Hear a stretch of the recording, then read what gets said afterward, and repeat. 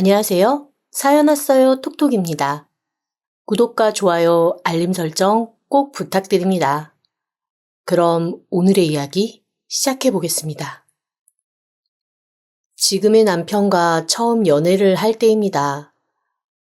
연애한 지 얼마 되지 않았는데 남편이 길을 가다가 예쁜 머리끈을 보더니 반색을 하면서 그러더라고요. 이거 내 여동생 사다 줘야겠다. 그러면서 얼른 집어들며 좋아하는 겁니다. 그런데 그 머리끈이 엄청난 핑크색에 진짜 화려한 보석들이 잔뜩 박힌 딱 봐도 미취학 아동이 할 법한 그런 머리끈이었거든요. 그래서 제가 만난 지 얼마 되지 않아 서로에 대해, 특히 가족에 대해서는 잘 모를 때니까 그냥 여동생이 많이 어린 모양이라고 생각했습니다. 여동생이랑 나이 차이가 많이 나나 봐? 늦둥이? 몇 살? 그랬더니 남편이 의아한 얼굴로 저한테 이렇게 대답을 하는 거예요. 아닌데?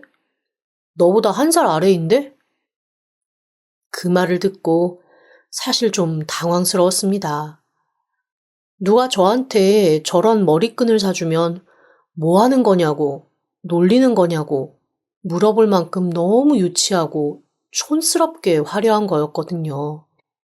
그래서 제가 제 깐에는 도와준답시고 다른 머리끈을 골라주며 이렇게 말했습니다. 내 나이 또래 그런 거 절대 안 해. 그런 거 하면 놀림받아. 그거 말고 다른 거 사서 줘. 이건 어때? 그랬더니 남편이 갸우뚱하면서 이렇게 대답하는 거예요. 어? 우리 아기는 이런 거 좋아하던데? 그 순간 제 머릿속에서 사실 경보가 울렸습니다. 우리 아기? 우리 아기? 우리 아기? 저보다 1살 어린 자기 동생을 우리 아기라고 부르는 남자친구라니 이거는 위험하다 싶었죠. 그런데 여동생 얘기가 매번 데이트할 때마다 나오는 것도 아니기는 했고 그냥 그거 하나 가지고 이 남자를 놓치기엔 너무 아깝기는 했습니다. 만사 오만 가지 다 따져보면서 결혼할 수 없다는 주변 사람들 얘기도 있고 그렇게 하다 보니 어찌저찌 어떻게 이 남자와 결혼을 하게 됐습니다. 상견례 때 만난 시누이는 우리 아기라고 불리는 거 외에는 딱히 이상한 것도 안 보였고요. 오히려 성질 못되고 대센 느낌보다는 여리여리하고 순한 느낌이 더 강하더라고요. 오죽하면 친정 부모님도 시누이가 세지 않아 시누이 쉽사리는 안 하겠다 하셨을 정도니까요. 그런데 시누이의 본색은 제가 결혼하고 신혼여행 다녀와서부터 서서히 드러나기 시작했습니다. 사실 신혼여행 가기 전에 공항에서 전화를 받았을 때부터 느낌이 좀 싸늘하기는 했어요.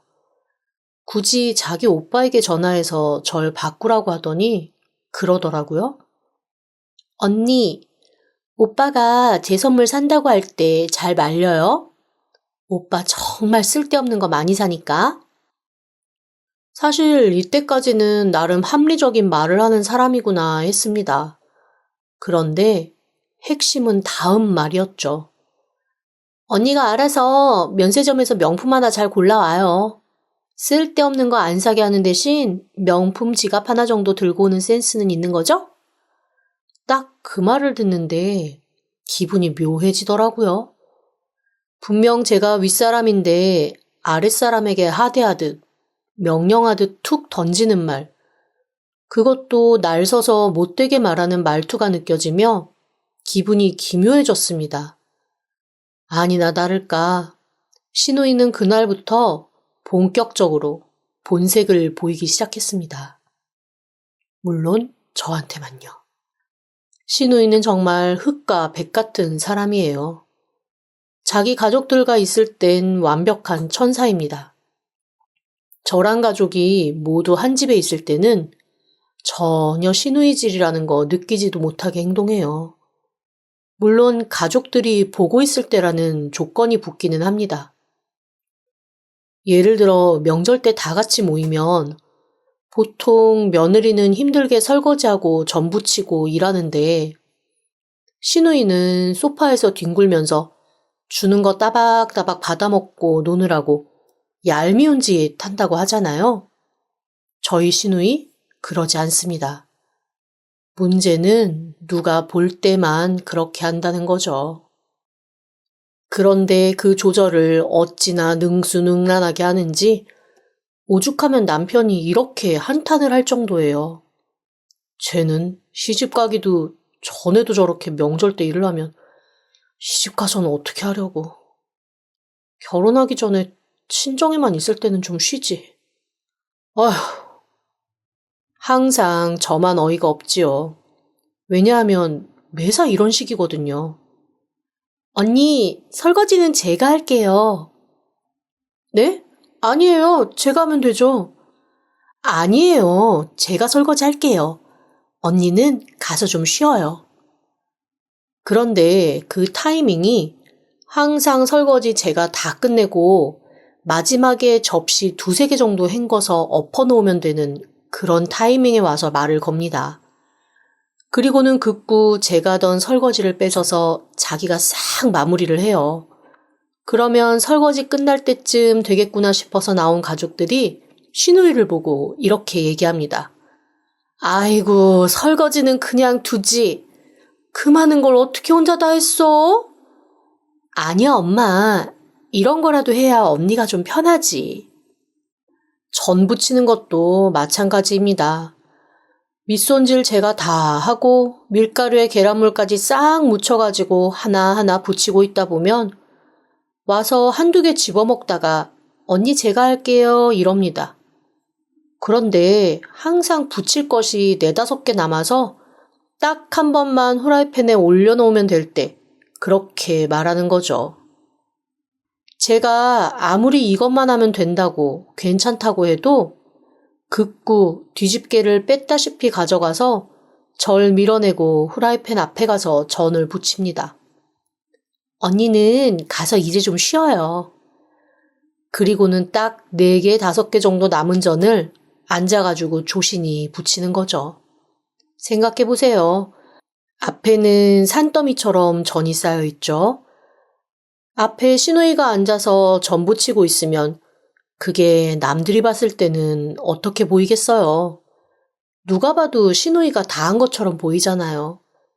아니나 다를까 어머님이나 아버님 그리고 남편이 지나가면서 또 이렇게 얘기합니다. 그 많은 걸 언제 또 이렇게 다 붙였어? 당신은 좋겠다. 얘가 이렇게 다 해주니까. 그러게 이런 시누이가 어딨니?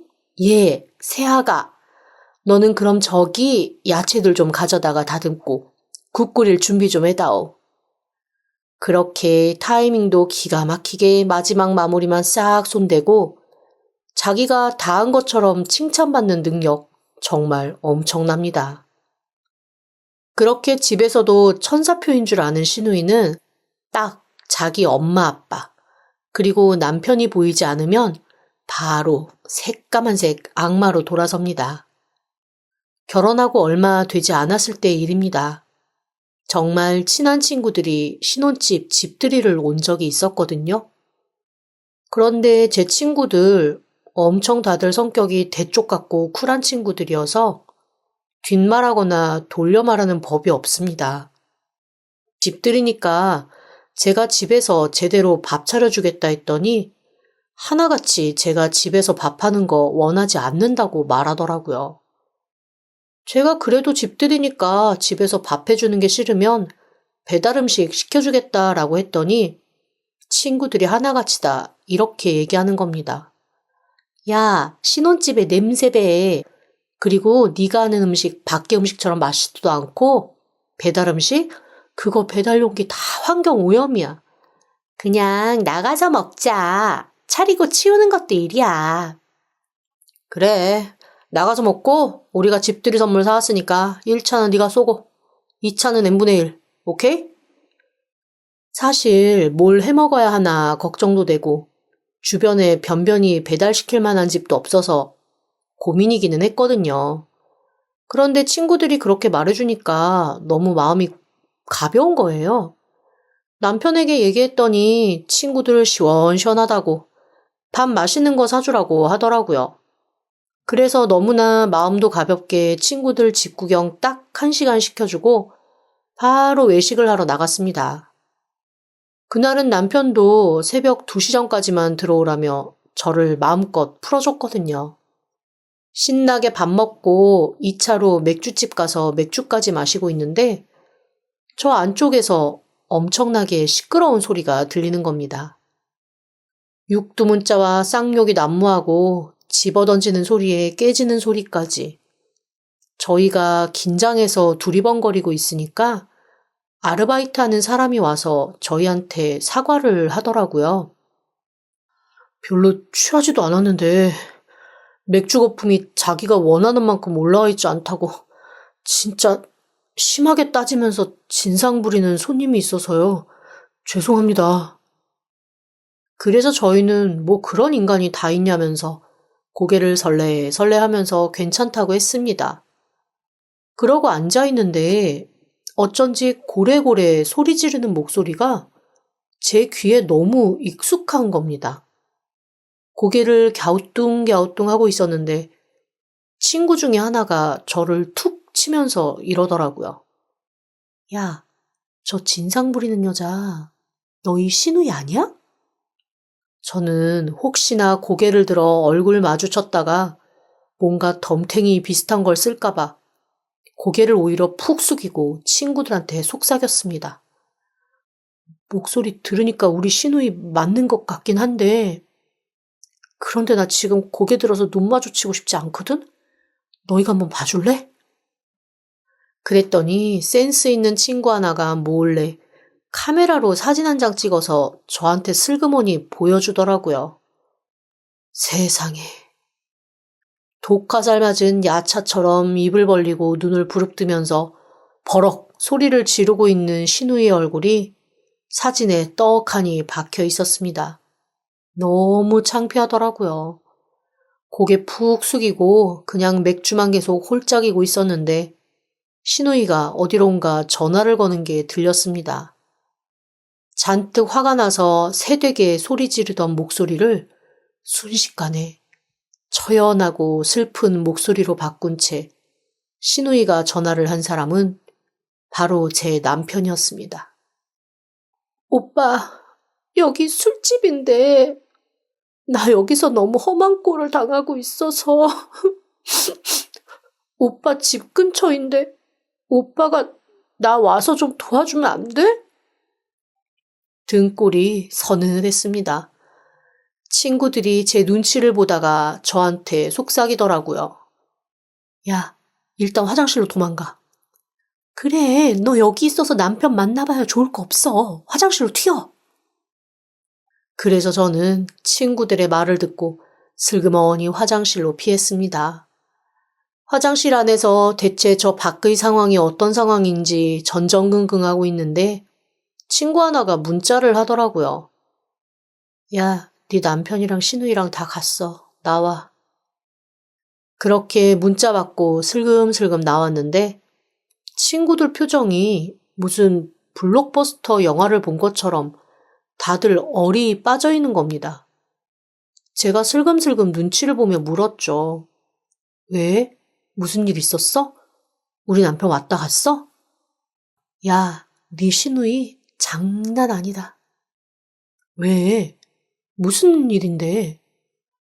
야, 네 남편이 오자마자 그 앞에서 기절하는 척하더라? 슬쩍 기절하는 척하면서 네 남편한테 쓰러져서 흐느껴 울더니 자기가 맥주를 시켰는데 제대로 안 갖다 줘서 다시 갖다 달라고만 했다.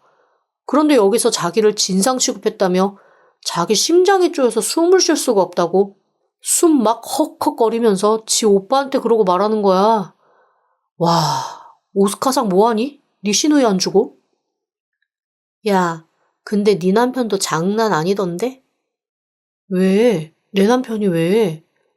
너한테도 그렇게 안 할 것 같던데? 당장 병원 데리고 가겠다. 가서 검사 받아서 심장에 이상 있으면 이 가게 다시는 장사 못하게 해줄 거라고 정말 오만협박 다 하고 성질 버럭버럭 내서 점장이랑 아르바이트생이랑 다 허리 굽혀 사과하고 그랬다니까. 야, 너 네 남편이랑 가족이라는 거 이 가게에 알리지 마. 안 그러면 너 이 가게 너희 부부 다시 못 와. 갑자기 눈앞이 깜깜해지더라고요.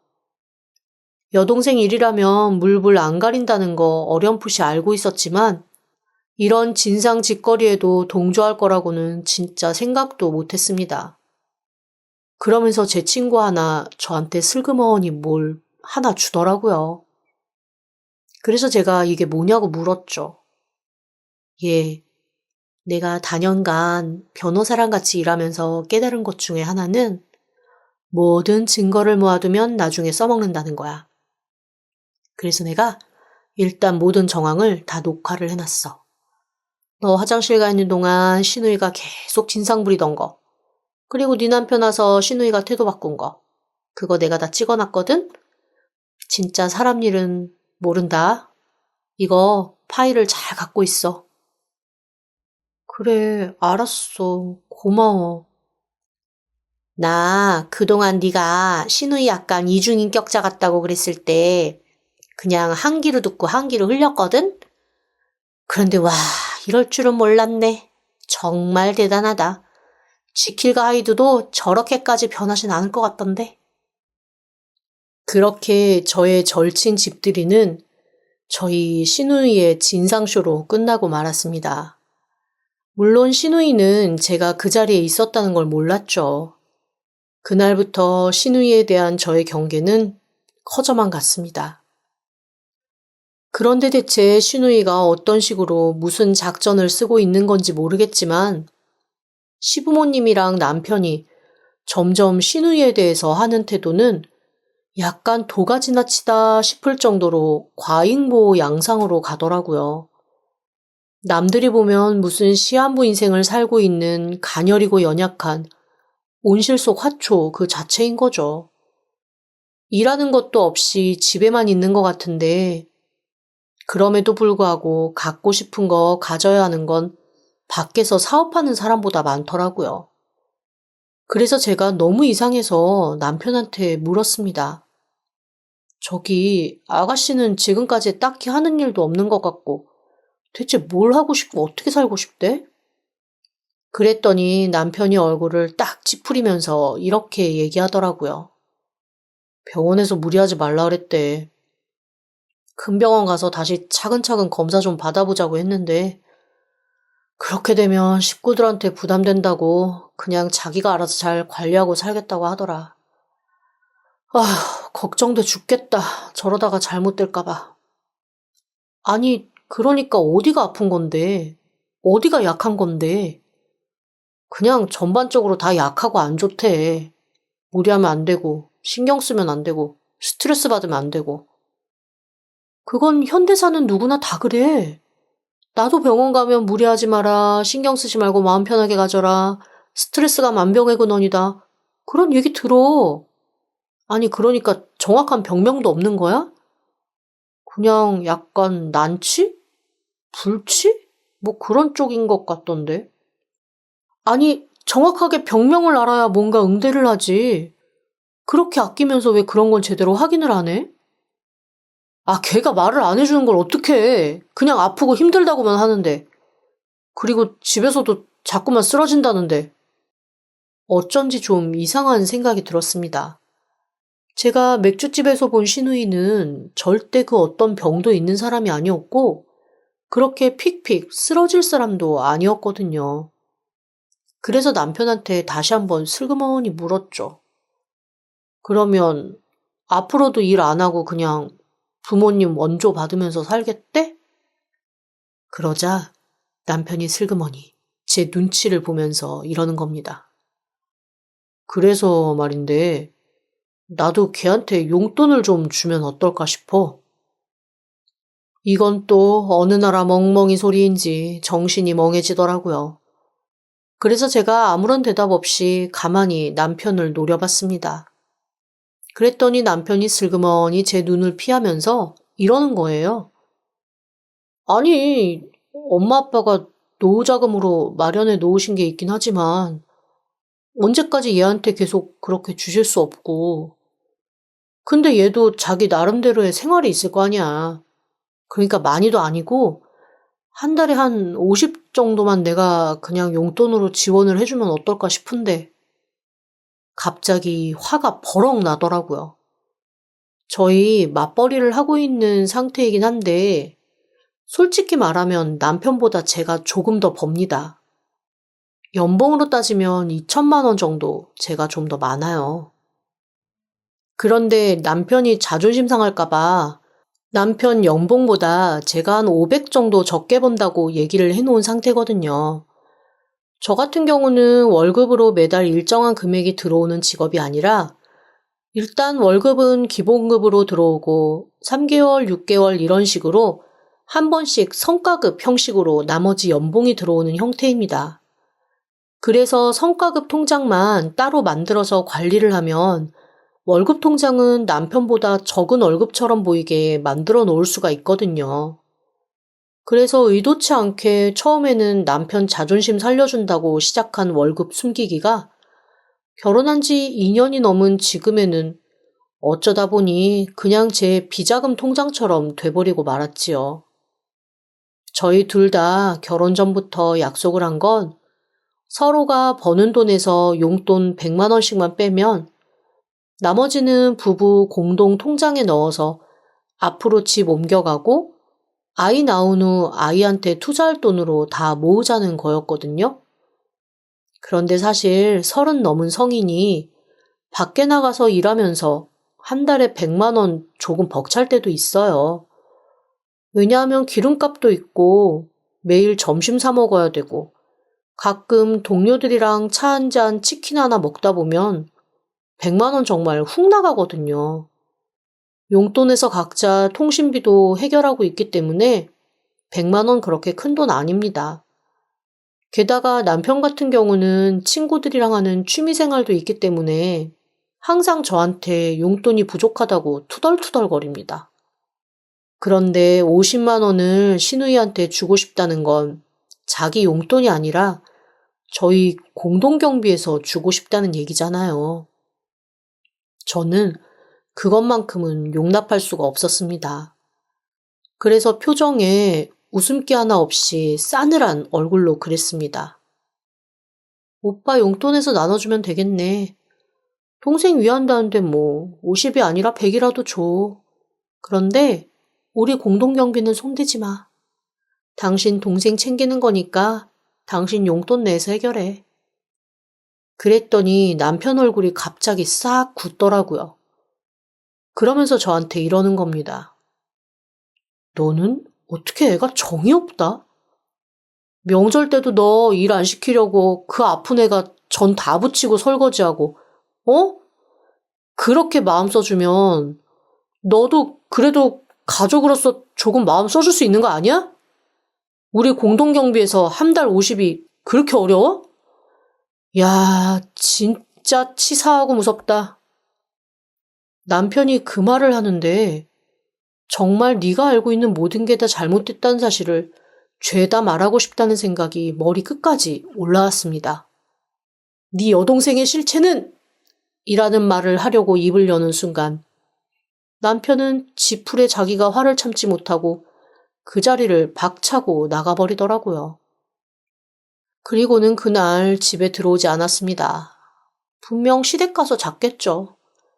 그러거나 말거나 저는 절대 공동경비 통장은 손댈 수 없다라는 입장을 고수하기로 했습니다. 그나마 다행인 건 공동경비 통장이 제 명의로 되어 있다는 거였습니다. 제 통장에 함부로 손을 댈 수는 없으니까요. 그런데 문제는 그 다음 달이었습니다. 공동경비 통장에 돈이 딱 들어왔는데 기존에 들어왔던 것보다 50만 원이 적게 들어온 거예요. 그래서 제가 남편한테 따져 물었죠. 대체 왜 50이 적게 들어오냐고 말입니다. 그랬더니 남편이 너무나 당당하게 이렇게 얘기하는 겁니다. 그 50만 원 내가 동생 주기로 했어. 엄마 아빠도 그게 맞다고 하셨고. 내가 그래도 잘 얘기해서 너도 찬성한 거라고 그렇게 얘기했으니까 그렇게 알아.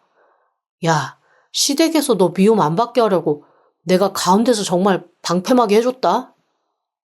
아니, 방패막이라니요? 이건 또 무슨 헛소리인지 싶었습니다. 그래서 제가 이렇게 얘기했습니다. 그래? 그럼 나도 공동경비 통장에서 50씩 뺀다? 야, 그건 무슨 소리야? 그건 아니지. 왜? 공동경비 통장이라는 거는 서로 공평하게 딱 비용 넣기로 한 거잖아. 그런데 네가 우리의 미래에서 50만 원씩 빼도 된다고 생각을 했으면 나도 우리의 미래에서 50만 원씩 빼서 100만 원어치씩 가난해지면 되는 거 아니야? 나도 그거 50만 원 내가 친정에 쓰던 아니면 내 개인 용돈으로 쓰던 모아서 명품 가방을 사던 내 마음대로 쓸 거니까 그렇게 알아. 나도 이번 달부터 공동경비 통장 50만 원씩 덜 넣을 거야. 야, 한 달에 100이나 빠지면 공동통장에서 우리는 쓸 게 없는데? 알아. 하지만 당신이 그 선택을 한 거니까 나도 그 선택을 한 거야. 앞으로 우리 외식도 없고 아무것도 없어. 그리고 적금도 하나 줄여야 될 것 같아. 100만 원이 비면 적금 하나 못 넣어. 남편은 펄펄 뛰더라고요. 자기가 그런다고 저도 그러는 거는 유치하고 치졸한 복수극이라나요? 그러거나 말거나 저는 들은 척도 하지 않았습니다. 자기가 먼저 쏘아 올린 공이니까 그걸로 홈런 날려주는 건 제가 해야죠. 그래서 저도 그때부터 공동통장에 50씩 넣지 않았습니다. 그리고 몇 달 뒤에 그렇게 넣지 않은 돈 모아서 평생 한 번도 들어본 적 없는 명품 가방 하나 샀습니다. 뭐 남들처럼 500만 원, 700만 원, 1000만 원짜리까지 못 사도 한 200만 원 언저리 되는 건 하나 사야지 싶었거든요. 난생 처음 산 명품 가방을 딱 들고 퇴근을 하는데 먼저 퇴근해 있던 남편이 가방을 보고 눈이 휘둥그레해지더라고요. 저 회사 다니면서도 맨날 천으로 만든 에코백 같은 거 들고 다녔었거든요. 저한테 의아하다는 듯이 이렇게 묻는 겁니다. 못 보던 가방인데 가방 어디서 났어? 아, 오늘 샀어. 그래? 무슨 돈으로? 공동경비에서 50만 원씩 안 넣으니까 가방이 생기네? 야, 너 정말로 그 돈 따로 모아놓은 게 아니고 가방을 산 거야? 내가 그 돈을 왜 따로 모아? 왜? 내가 그 돈 따로 모아서 나중에 공동경비 통장에 넣을 줄 알았어? 말도 안 돼. 당신 아직도 날 그렇게 몰라? 난 한번 그렇다면 그런 거 몰라? 그거 명품 아니야? 응. 몇 달을 공동경비 안 넣으니까 명품 가방이 하나 생겨. 앞으로 4달에 하나씩 명품 가방 하나씩 살까 봐. 나도 나이가 몇인데 나만 죽어라고 미래 생각해서 공동경비 통장에 돈 넣느라고 아주 쇠가 빠졌지. 이제 나도 그냥 나 하고 싶은 거 하고 살란다. 너 진짜 너무한다. 뭐가 너무해? 공평한 거지. 야, 이게 어디가 공평한 거야? 아픈 동생 생각하는 오빠 마음이랑 몇 달에 한 번씩 명품 가방 사겠다고 하는 네 마음이 같은 거냐? 그렇게 따지면 안 되지. 너는 의논도 없이 우리 공통경비 통장에 손을 댄 거고 나는 거기에 대해서 너랑 싸우는 대신 나도 똑같이 하는 걸 택한 건데? 와, 정말 이기적이네. 진짜 말이 안 통한다. 내가 너랑 무슨 말을 하냐? 그렇게 남편은 또 지풀에 성내며 펄펄 뛰다가 혼자 지쳐서 방으로 들어가 버렸습니다. 속에서 천불이 솟았지만 가방을 보니까 조금 마음이 풀리더라고요. 그런데 참 저도 그렇지. 정작 비싸고 좋은 가방 사놓고는 들고 다니는 날보다는 모셔두는 날이 더 많기는 하더라고요. 그나마 마음에 조금 위안이 왔던 것은 그 가방이 뭔가 희소가치가 있는 거였는지 제가 샀을 때보다도 오히려 중고가가 좀 올랐다는 것 뿐일까요? 나름 가방 재테크 잘했다 그러면서 장롱 안에 곱게 넣어두었죠. 비싸고 무거워서 회사에 막 들고 다니기는 조금 어깨도 아프고 불편하더라고요. 언젠가 급전이 필요하면 팔아야겠다는 생각을 하고 있던 어느 날, 장롱을 딱 열었는데, 어라? 가방이 안 보이는 겁니다. 분명히 며칠 전까지만 해도 가방이 있는 거를 제가 확인을 했거든요? 그런데 가방이 없더라고요. 그래서 제가 남편한테 물어봤습니다. 내 가방 당신이 어쨌어?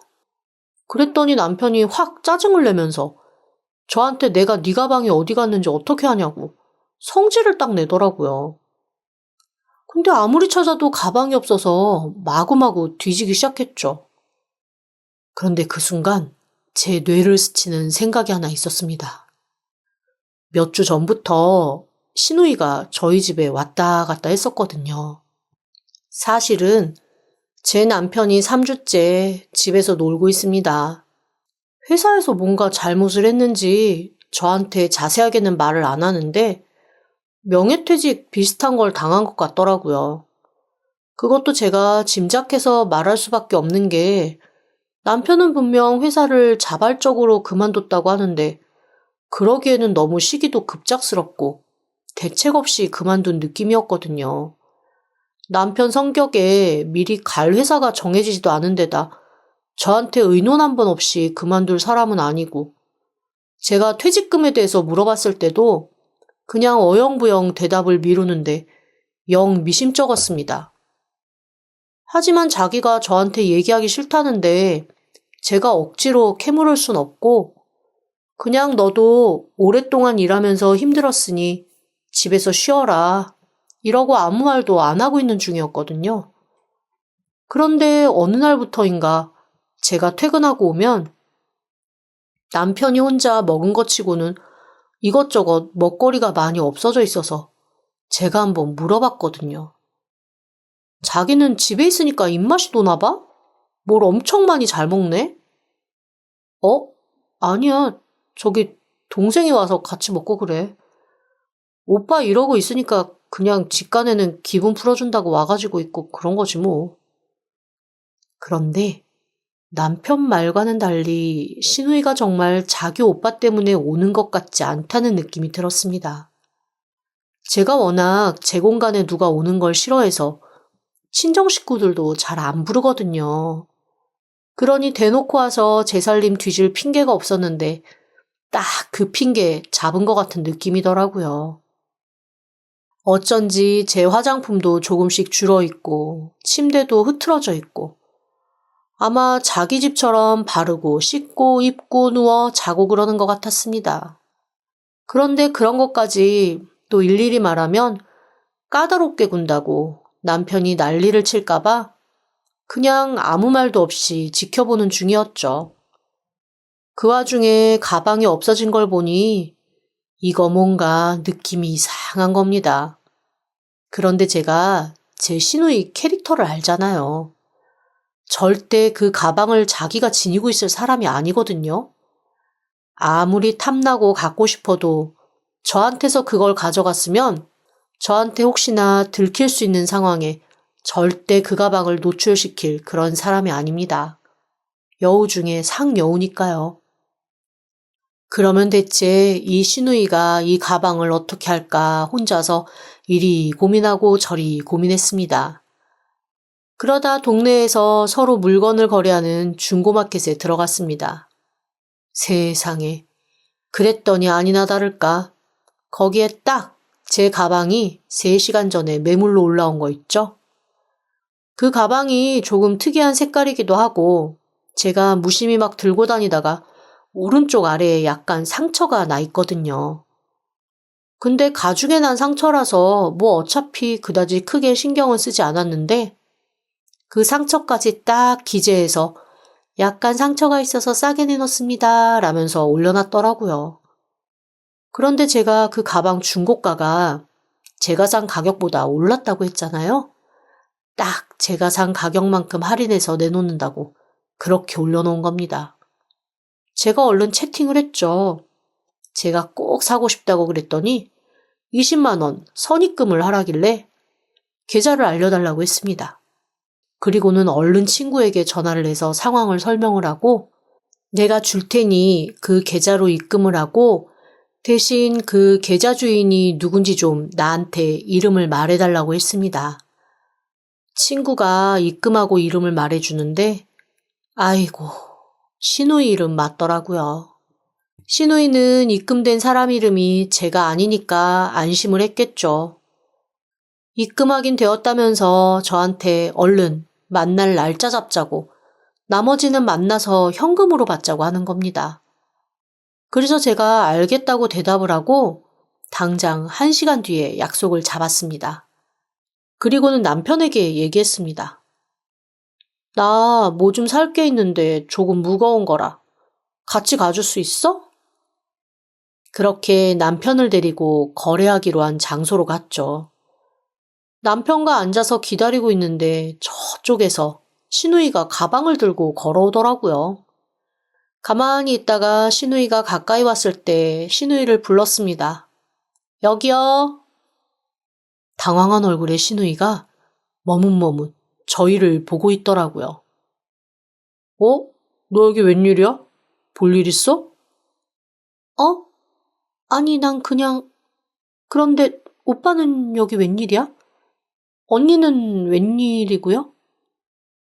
그래서 제가 다가가서 시누이 손에 있는 가방을 휙 뺏어들며 이렇게 얘기했습니다. 내 가방 찾으러 왔죠? 그리고 도둑 잡으러 왔고요. 시누이의 얼굴이 하얘지더라고요. 남편이 당황한 얼굴로 시누이와 저, 그리고 가방을 번갈아 보면서 이게 무슨 일이냐고 묻는 겁니다. 제가 자초지종을 다 말해줬습니다. 그러면서 남편한테 이렇게 말했어요. 당신 만약에 가방 가지고 나가는 거 허락했다고 하거나 방조했으면 나는 너 남편이고 뭐고 간에 절도 공모로 같이 신고할 거야. 그런데 남편 얼굴을 보니까 가방을 들고 나간 거 전혀 모르는 얼굴이더라고요. 그러면서 시누이한테 계속 네가 정말로 새언니 가방을 훔친 거냐고, 훔쳐다가 중고마켓에 팔려고 지금 이렇게 나온 거냐고 묻고 또 묻는 겁니다.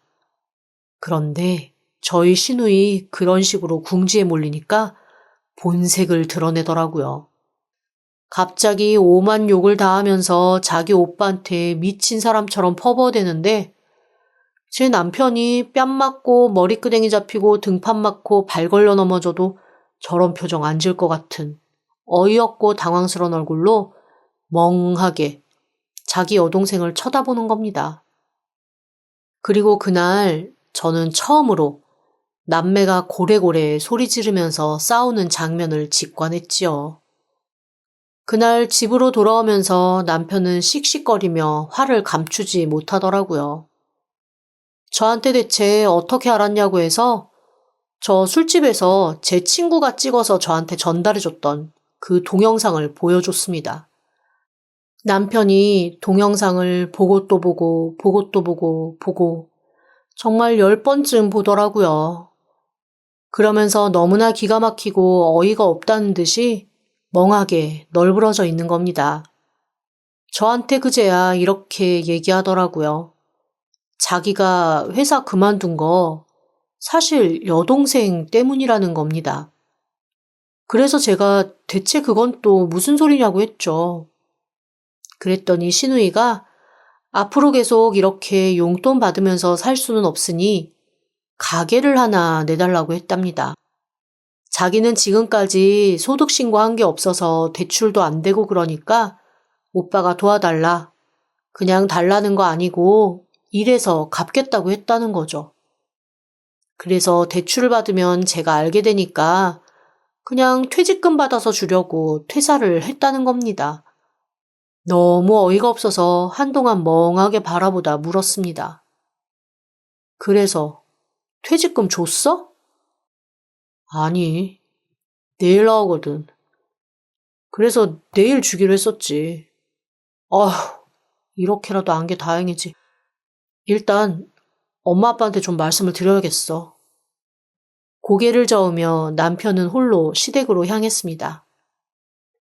저보고 같이 가자고 했지만 혼자 보냈어요.